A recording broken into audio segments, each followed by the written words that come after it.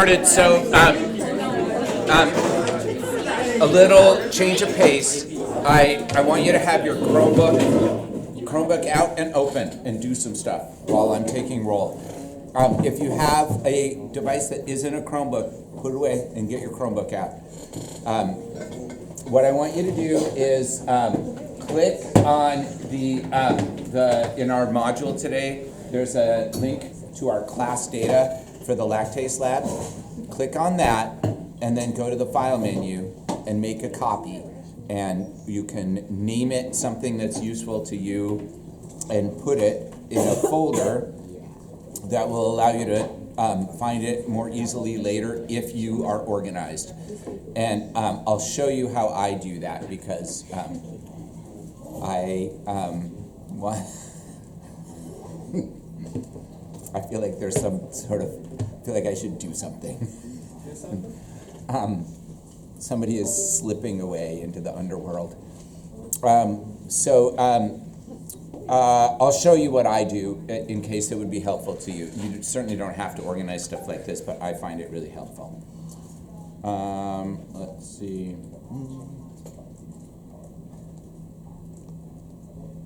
Okay. All right. So I'm gonna show you this, and then while you're doing what I'm about to show you, I'll make some quick announcements, and then we'll be ready to roll. So this is what our class data looks like. So if you're not here yet, go here, and then you'll go to the file menu and choose make a copy. And I always call mine the same thing. So I always just keep the same name as the file. You can get rid of this responses. And then I do a dash and then my name. That makes it really easy to find. And since this is fourth period, I'm gonna put 4, and then next class, I'm gonna do the same thing. And then see here where it says folder, if you click here, you can put it anywhere you want. And I can so I'm gonna put it, you're gonna see my crazy organization scheme here. Which is that it's not crazy, actually. It's organized by year and by subject and then by, I know, it's crazy, huh? And then by topic. And so I put it in here and then I can find it anytime I need to. All right, and now I'm gonna come back to this because I wanna just go through the announcements really quickly, which is Unit 1 exam scores have been posted. Those are curved scores. You'll see your raw score when I give you back your exam on Wednesday. If you didn't get an 80% and you turned in everything, including those 2 employability skills assignments prior to the exam, then you can schedule a retake. I'm not going to just give you the exam again. The retakes are going to be, I'm going to sit down with you and chat with you because I want to figure out what's going on. If you didn't get at least an 80% and you wanted that or more, then that's a problem by your standards. If you didn't get at least a 70%, then that's a problem by my standards. And I want to figure out what's going on and how to address it. And we'll talk more about that on Wednesday. And then we're going to speed up. So just be prepared for that. The one thing I'll say, just as kind of a word to the wise, is this is an AP class, and so those of you who are taking another AP class, what I would recommend is that you should be spending about the same amount of time in AP biology as you do for the other classes. So if you want a really good grade and you want to do really well on the exam, you've got to put the work in. Some of you are already doing that, which is great. Some of you might not have to. We all know that the reality is some people find learning certain things easier. It's faster for them. They don't need to do as much work to know and understand things. And so that's to their benefit, but that may not apply to you. So just be aware that the time commitment should be about the same for all your different AP classes.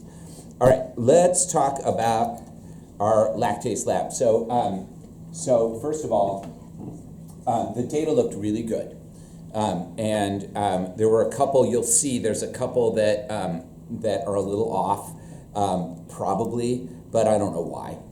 And I'm gonna walk you through the whole process of creating summary data tables. So those are data tables that have useful information like averages, and then using those summary data tables to make a column chart, and then adding 2 times the standard error of the mean to that column chart, so that it'll look the way that your work should look when you do it by hand. We're going to do all this in Sheets. I highly recommend that you do by hand all of this work for at least one of the data sets, but I'm not going to make you do that, nor am I going to make you turn it in. You're going to have to do it by hand on the exam, and you'll be tested over that in this class as well. But for this particular lab, what I want to do is focus on the analysis, how to interpret the data. Okay, so are you ready? You can do this with me as we go. If you are working on something for another class right now, then put that stuff away and get out your AP Biology. And otherwise, I will have talked with your calculus or your AP US History teacher and let them know that they should be working on AP Bio during their class. Probably wouldn't go over all that well. Okay, so if you click on the summary data table, you can see that I've got everything set up so that we're gonna make a copy of the data from the main table. We want to know the temperature, the liquid that was added, and the glucose level. We need that information. We don't need the rest of it. We don't need to know which class period or the timestamp or the initials of it. Like, we just don't need it. And then once we've got all that information, we're going to do a bunch of averaging and calculating to find the average glucose level for our 4 different treatments, our 2 control treatments and our experimental treatments. And then we'll find standard deviation, standard error of the mean, 2 times standard error of the mean, and use that to make a graph. That is going to be one of the 2 main ways that we analyze data in this class. There's going to be another statistical test that we use called chi-squared. We're going to use both of those, but we'll focus on just one at a time. All right, so here's how you do it. The first thing we're going to do is we're going to look at our temperature. So I'm going to, and in fact, the way that I set this up, we can copy these first 3 columns, or sorry, these last 3 columns, temperature, the liquid that was added, and the glucose level. We can copy those directly over. So I'm going to click right here on the very first temperature, and then I'm going to scroll down, and I'm not clicking on anything. I'm just scrolling down, and then I'm going to press the Shift key, and I'm going to click down here on the very last glucose level. And what you'll see is it highlights all the information in all 3 of those columns. And when I go to the summary data table, if I click in this A2 cell, the first blank temperature, if I right click and just choose paste, it pastes the wrong thing. That's funny. Hang on. Copy.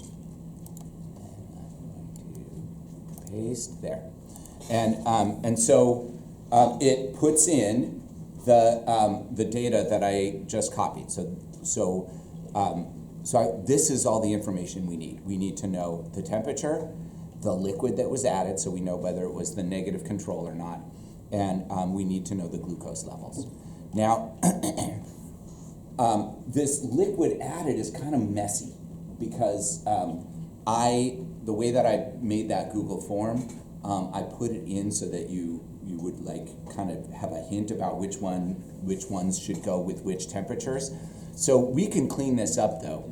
And the way that I'm going to do it is I am going to highlight this whole data table again. I'm going to click on this word temperature, I'm going to scroll down and press the shift key and click on the very last glucose level. And then I'm going to sort this. And so to sort data, you go to the data menu, you choose sort range, and then I'm going to choose advanced range sorting options because I want to organize it in 2 different ways. So the first way I'm going to sort it, I'm going to click on this option here where it says data has header row. And the first way that I'm going to sort it is by the liquid added, and then I'm going to add another sort column, and I'm going to sort by the temperature. So what that's going to do is it's going to put all my milks together and all my waters together, and then within my milks and my waters, it'll be sorted by temperature. And when I click sort, then you can see all my liquids are sorted. So I've got my milk and my water sorted, and then my milks go from 100 to 50 to unheated, and there was only 1 temperature for the water.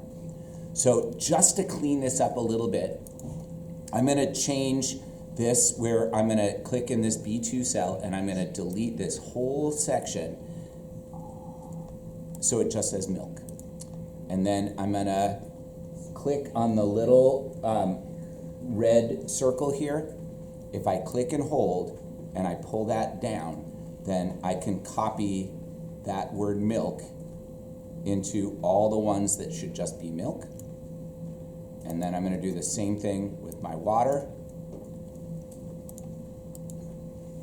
I'm going to copy all those. So now it's just a little cleaner, right? I can see a little bit more clearly what my liquid is. It doesn't have all that other stuff. Samson? How did you sort that again? So you click right here where it says A1, and then go to the data menu.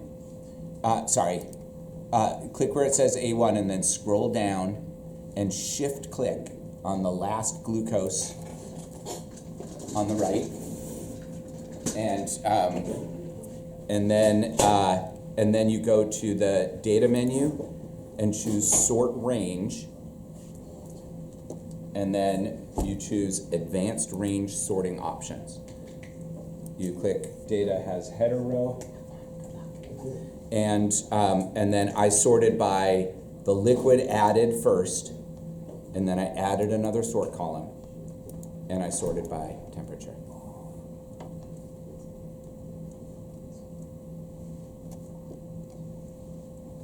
Yeah. Are we doing this for all the data or just your individual? This is all the data. Yours should look just like mine. We're going to use everybody's data because then we're going to have some statistical significance to it. Okay. All right. So is everybody here? No. Okay. Keep working.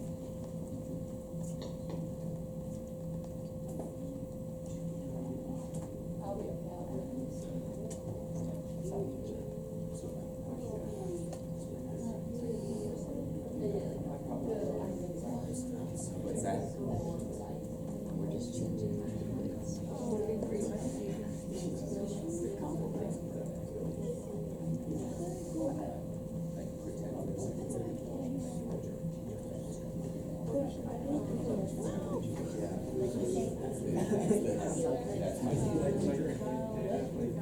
Yeah.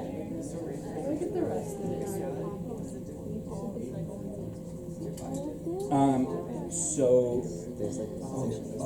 I think yours copied in. Yours looks like it copied it into all the same spot. It didn't copy it into the different cells. Okay. So do a bunch of Control Z's.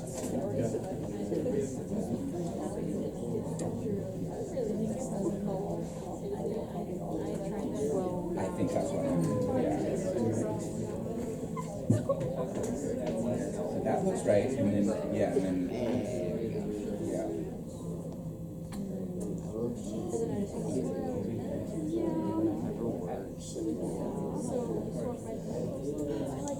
Just click in that. Click in somewhere else. Now just click underneath temperature. And then Who made you have to right? You have to do the right click.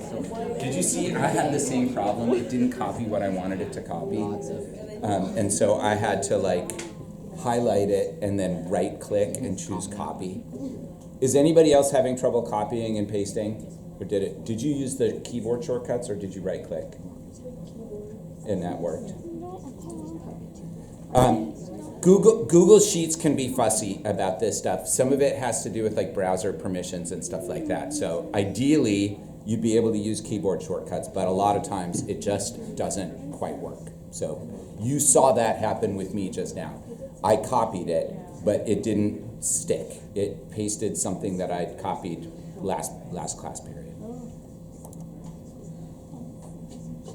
Okay, let me show you what's next so that we can move forward. So the next thing that we're going to do is find the average glucose level for each of our treatments. And this is, at this point, things are going to get pretty easy because Sheets is going to do most of the work. So what I want to do is highlight all of my glucose levels that were 100 degrees in milk. And then if you look down here, it says sum, and there's a down arrow. I'm going to click on that down arrow and change it to average. So I just found the mean glucose level for all of my 100-degree milks. And now I'm going to do the same thing for my 50-degree milks. I'm going to highlight all of them.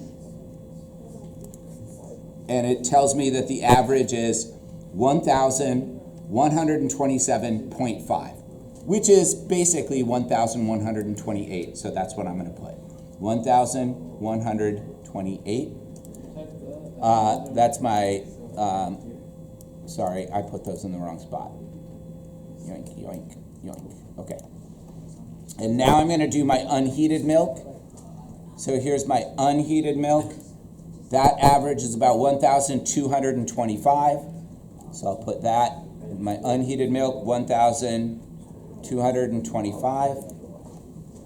And then I'm going to do my unheated water. And that's about 35. So there's my average glucose level for those. Okay? So stop me if you need time to process that. Is everybody following along? I can't see what you have on your computers, so hopefully you're following along. Okay? The next thing we need to do is calculate the standard deviation for those same things. So I'm gonna go in order just because it starts with water unheated, so I'll do that. Remember we watched the video where he explained that to do the standard deviation, you could just type a formula. And the formula is equals, you type an equal sign, and then STDEV. And when they did it, they used, I think, STDEVA. For our data, it's going to be the same because we just have a bunch of numbers. You use STDEVA if some of your data is like words or blanks, but ours is all numbers. So STDEV, and then you shift 9 to put a left parenthesis, and then we have to highlight all of the unheated water glucose levels. So I'm going to scroll down to my unheated water, and I'm going to highlight all of those. And then press enter, and it's gonna suggest an autofill, but we don't want that. It doesn't know what we want. So I'm gonna click the X here, and this is the standard deviation for our unheated water glucose levels. I'm gonna do the same thing for the unheated milk, equals STDEV, shift 9, and then I'm gonna highlight all of my unheated milk glucose levels, press return. The standard deviation for that is about 850. And then I'm going to highlight all of my milk, my 50-degree milks, so the standard deviation of my 50-degree milk glucoses, yoink, yoink. And then the last one is the standard deviation of all my 100-degree milks. Okay, so 131. Google Sheets does not have an automatic standard error of the mean function. So we have to put that in by hand. And the standard error of the mean is the standard deviation divided by the square root of the number of samples. So it turns out, I checked this, and you would want to check this for any data that you're doing on your own, but it turns out for all of these, there were 20 samples. For every single one, it's 20. There were 20 100-degree milks, there were 20 50-degree milks, 20 unheated milks, and 20 unheated waters. So basically what we need to do is tell Sheets to take the standard deviation and divide it by the square root of 20 for each of our groups. Yeah? Which formula was it that it had like the number of degrees of freedom minus 1? That was the standard deviation formula. Yeah, and this takes that into account. Yeah? Someone must have been info like right as we make the copy because I have 21 on my sheet. So that would have been you, because nobody had edit rights to the sheet. I don't know. Nobody else has edit rights. It's all, you all have view rights, and that's it. So the original sheet hasn't been changed. In fact, I can still see it. It has 240. So that's 3 times 20. So that's correct. Yeah. Okay, so what happened is somewhere in your copying and pasting and sorting, things got funny. I don't know exactly what, but I can tell you that happened because the original spreadsheet still has the same data. Nobody's edited it.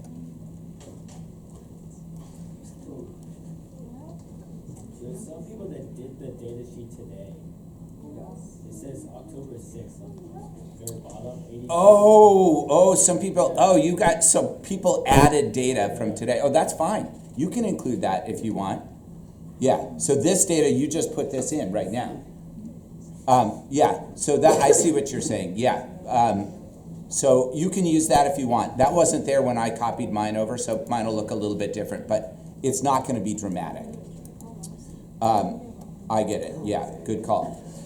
Okay, so if you have, so count your, find the count of your data points. You might have 20 or you might have 21 for any one of those treatments. So to do the calculation, I'm gonna again make Google Sheets do this for me. So I'm gonna type an equal sign, and then I'm gonna click on the standard deviation for unheated water, and then divided by, and then the square root formula is SQRT, and then in parentheses, the number that you want the square root of. My data has only 20s.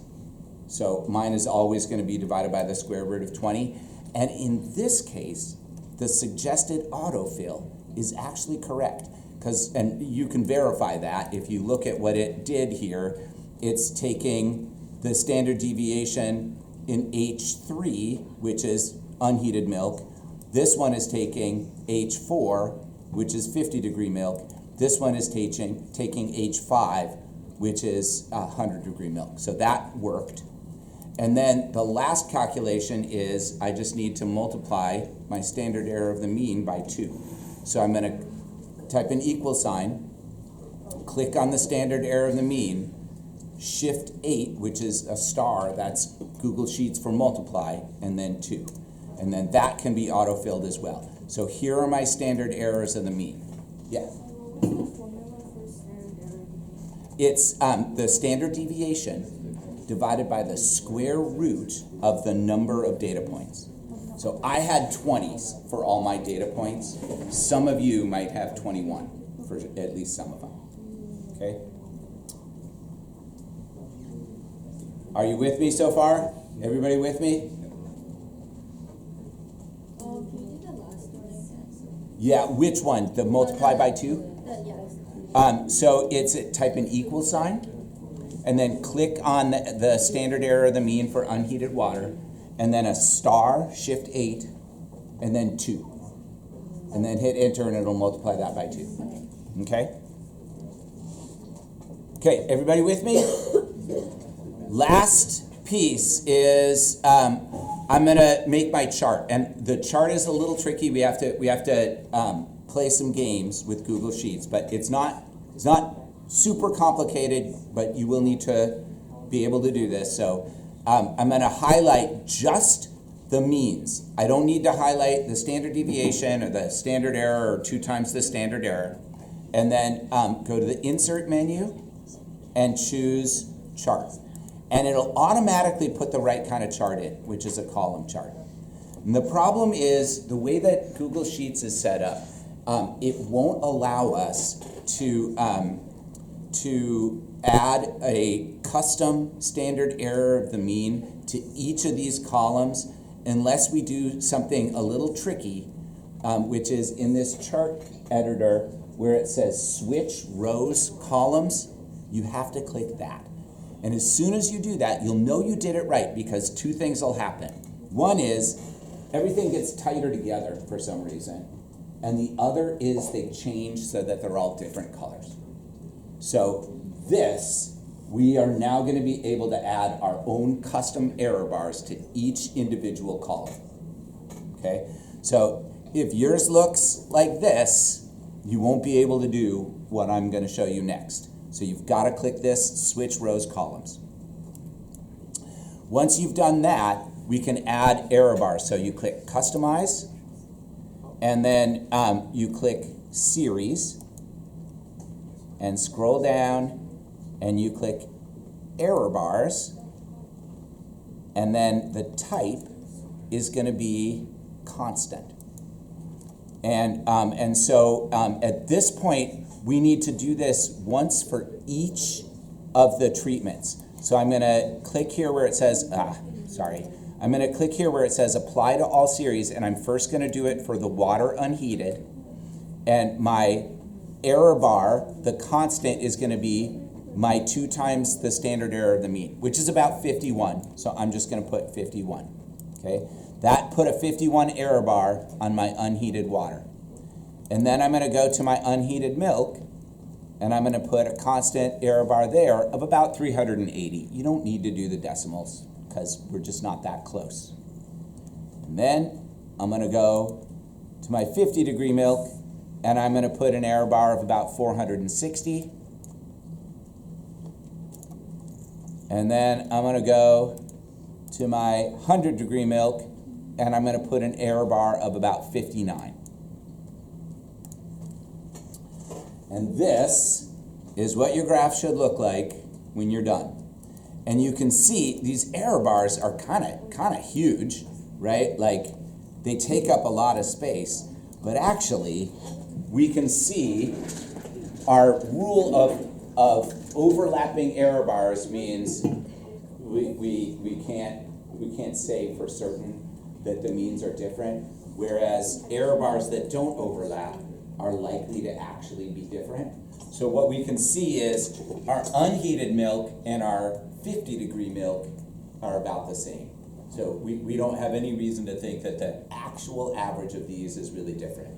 Our unheated water and our 100-degree milk are about the same. Same deal. We don't really have a reason to look at either of these and say, these are dramatically different.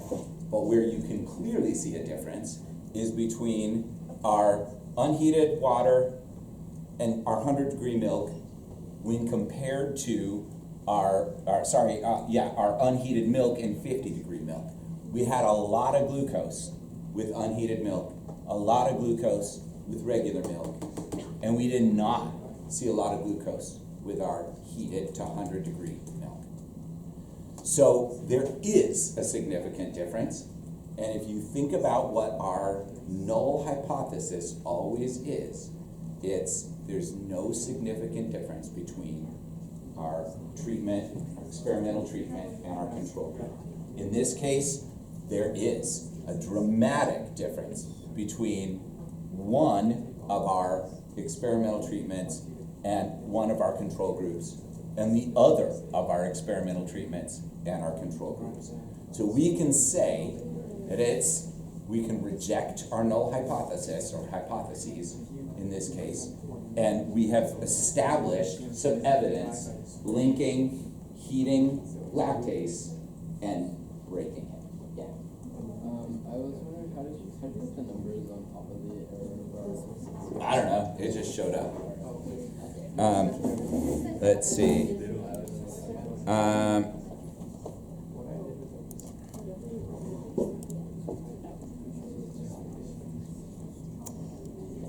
I don't know.